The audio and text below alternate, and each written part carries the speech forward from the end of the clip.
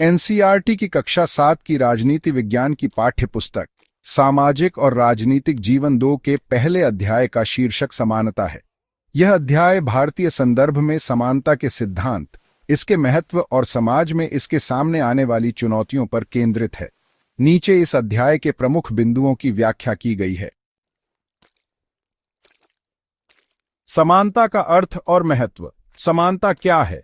समानता का अर्थ है कि सभी लोगों को बिना किसी भेदभाव के समान अधिकार, अवसर और सम्मान प्राप्त हों। यह सामाजिक, आर्थिक और राजनीतिक क्षेत्रों में लागू होता है। लोकतंत्र में समानता एक मूलभूत सिद्धांत है। भारतीय संविधान सभी नागरिकों को समानता का अधिकार देता है और यह अनुच्छेद 14 में उल्लेखित है। समानता क्यों जरूरी है? यह सामाजिक न्याय को बढ़ावा देती है, भेदभाव को कम करती है और समाज में शांति व एकता बनाए रखती है। भारतीय संविधान में समानता। संवैधानिक प्रावधान के अनुसार भारतीय संविधान के अनुच्छेद 14 से 18 समानता से संबंधित हैं। ये धर्म, जाति, लिंग, जन्म स्थान या अन्य आधारों पर भेदभाव को रोकते हैं। समानता के 2 आयाम होते हैं। कानून के समक्ष समानता, यानी सभी नागरिक कानून की नजर में बराबर हैं। समान अवसर का मतलब है कि सरकारी नौकरियों और शिक्षा में हर किसी को बराबर अवसर मिलना चाहिए। अब जब हम सकारात्मक भेदभाव की बात करते हैं तो संविधान कुछ वंचित समूहों जैसे अनुसूचित जाति, जनजाति और अन्य पिछड़ा वर्ग के लिए आरक्षण जैसे विशेष प्रावधान प्रदान करता है। इसका उद्देश्य यह है कि ये समूह भी समाज की मुख्यधारा में शामिल हो सकें। समानता के सामने चुनौतियां कई हैं। सामाजिक असमानता जैसे जाति, धर्म, लिंग और आर्थिक स्थिति के आधार पर भेदभाव अभी भी समाज में मौजूद है। उदाहरण के लिए दलितों के साथ भेदभाव या महिलाओं के साथ असमान व्यवहार। इसके अलावा आर्थिक असमानता भी एक बड़ी चुनौती है, क्योंकि अमीर गरीब के बीच बढ़ती खाई समानता के लिए एक बड़ी रुकावट है। गरीबों को शिक्षा, स्वास्थ्य और रोजगार के समान अवसर नहीं मिलते और ये भी एक बड़ी समस्या है। लैंगिक असमानता का मतलब है कि महिलाओं को अक्सर पुरुषों की तुलना में कम अवसर और सम्मान मिलता है। उदाहरण के लिए कार्यस्थल पर कम वेतन या घरेलू हिंसा जैसी समस्याएं। वहीं क्षेत्रीय असमानता भी एक गंभीर मुद्दा है, जहां ग्रामीण और शहरी क्षेत्रों के बीच सुविधाओं और अवसरों में बड़ा अंतर होता है। समानता को बढ़ावा देने के लिए सरकार ने कई योजनाएं और कानून बनाए हैं। मिड डे मील योजना के तहत स्कूलों में बच्चों को मुफ्त भोजन दिया जाता है, जिससे शिक्षा और पोषण में समानता को बढ़ावा मिलता है। सर्व शिक्षा अभियान के जरिए सभी बच्चों को मुफ्त और अनिवार्य शिक्षा उपलब्ध कराई जाती है। आरक्षण नीति के तहत शिक्षा और नौकरियों में वंचित वर्गों के लिए विशेष प्रावधान किए गए हैं। इसके अलावा सामाजिक जागरूकता भी बहुत जरूरी है। लोगों को समानता के महत्व के बारे में जागरूक करना चाहिए और भेदभाव के खिलाफ आवाज उठानी चाहिए। भेदभाव के खिलाफ सख्त कानून लागू करना भी जरूरी है, जैसे अनुसूचित जाति और जनजाति अत्याचार निवारण अधिनियम। अब अगर हम वैश्विक संदर्भ की बात करें तो अध्याय में रोजा पार्क्स और अमेरिकी नागरिक अधिकार आंदोलन का उदाहरण दिया गया है, जो नस्लीय भेदभाव के खिलाफ संघर्ष को दर्शाता है। यह दिखाता है कि समानता की लड़ाई न केवल भारत में बल्कि विश्व स्तर पर भी लड़ी गई है। नागरिकों की भूमिका बहुत महत्वपूर्ण है। प्रत्येक व्यक्ति को समानता को बढ़ावा देने में योगदान देना चाहिए। उदाहरण के लिए दूसरों के साथ सम्मान और बराबरी का व्यवहार करना चाहिए और भेदभाव के खिलाफ आवाज उठानी चाहिए। सामाजिक सुधारों में भाग लेना भी जरूरी है। यह अध्याय समानता के सिद्धांत को समझाने के साथ साथ समाज में मौजूद असमानताओं पर भी प्रकाश डालता है। साथ ही यह छात्रों को यह सोचने के लिए प्रेरित करता है कि वे अपने दैनिक जीवन में समानता को कैसे बढ़ावा दे सकते हैं। लोकतंत्र में सार्वभौमिक वयस्क मताधिकार क्यों महत्वपूर्ण है? सार्वभौमिक वयस्क मताधिकार का मतलब है कि 18 वर्ष से अधिक आयु का हर नागरिक बिना किसी भेदभाव जैसे जाति, धर्म, लिंग या संपत्ति के मतदान का अधिकार रखता है। इसका सबसे बड़ा महत्व यह है कि यह सभी नागरिकों को समान राजनीतिक अधिकार देता है, जो कि लोकतंत्र का मूल सिद्धांत है।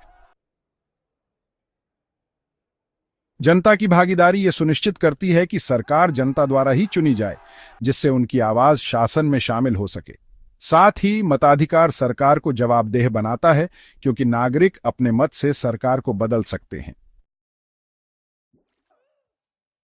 सामाजिक एकता की बात करें तो सार्वभौमिक वयस्क मताधिकार विभिन्न समुदायों को एक मंच पर लाता है, जिससे सामाजिक एकता बढ़ती है। भारत में संविधान के अनुच्छेद 326 के तहत यह अधिकार दिया गया है, जो हमारे लोकतंत्र को और भी मजबूत बनाता है। संविधान के अनुच्छेद 15 के अनुसार ऐसे 2 तरीके बताइए जिनसे यह अनुच्छेद असमानता को दूर करता है। अनुच्छेद 15, यह राज्य को धर्म, नस्ल, जाति, लिंग, जन्म स्थान या इनमें से किसी भी आधार पर नागरिकों के साथ भेदभाव करने से रोकता है। असमानता दूर करने के तरीकों में पहला है सार्वजनिक स्थानों तक समान पहुंच। अनुच्छेद 15 की उपधारा 2 यह सुनिश्चित करती है कि सभी नागरिकों को दुकानों, सार्वजनिक भोजनालयों, होटलों और मनोरंजन स्थलों जैसी जगहों पर बराबर पहुंच हो। उदाहरण के तौर पर किसी को जाति या धर्म के आधार पर रेस्तरां में प्रवेश से नहीं रोका जा सकता। साथ ही विशेष प्रावधानों की अनुमति भी दी गई है। अनुच्छेद 15 की उपधारा 3 और 4 सरकार को महिलाओं, बच्चों और सामाजिक शैक्षिक रूप से पिछड़े वर्गों के लिए विशेष प्रावधान बनाने की अनुमति देती है, जैसे आरक्षण नीतियां, जो ऐतिहासिक असमानताओं को कम करती हैं। ओम प्रकाश वाल्मीकि का अनुभव भी इस संदर्भ में महत्वपूर्ण है। ओम प्रकाश वाल्मीकि, जो एक दलित लेखक थे, उन्होंने अपनी आत्मकथा झूठन में बताया कि उन्हें स्कूल में जातिगत भेदभाव का सामना करना पड़ा। उन्हें कक्षा के बाहर बैठने और स्कूल की सफाई करने के लिए मजबूर किया गया। अंसारी दंपति को, जो मुस्लिम थे, बेंगलुरु में मकान किराए पर लेने में धर्म के आधार पर भेदभाव का सामना करना पड़ा। मकान मालिकों ने उनके धर्म के कारण मकान देने से इनकार कर दिया। दोनों मामलों में सामाजिक भेदभाव का शिकार होना ओम प्रकाश को उनकी जाति यानी दलित होने के कारण और अंसारी दंपति को उनके धर्म मतलब मुस्लिम होने के कारण असमान व्यवहार मिला। सामाजिक बहिष्कार भी हुआ। दोनों को समाज की मुख्य धारा से अलग थलग करने की कोशिश की गई, जैसे ओम प्रकाश को स्कूल में और अंसारी दंपति को आवासीय क्षेत्र में। दोनों ही अनुभव अनुच्छेद 15 के खिलाफ हैं, जो धर्म और जाति के आधार पर भेदभाव को निषेध करता है।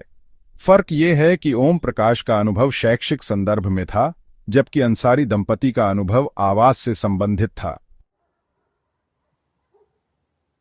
कानून के सामने सब व्यक्ति बराबर हैं। इस कथन से आप क्या समझते हैं? आपके विचार से यह लोकतंत्र में महत्वपूर्ण क्यों है? इसका मतलब यह है कि यह सिद्धांत, जो संविधान के अनुच्छेद 14 में निहित है, कहता है कि कानून सभी नागरिकों पर समान रूप से लागू होता है, चाहे उनकी सामाजिक, आर्थिक या राजनीतिक स्थिति कुछ भी हो।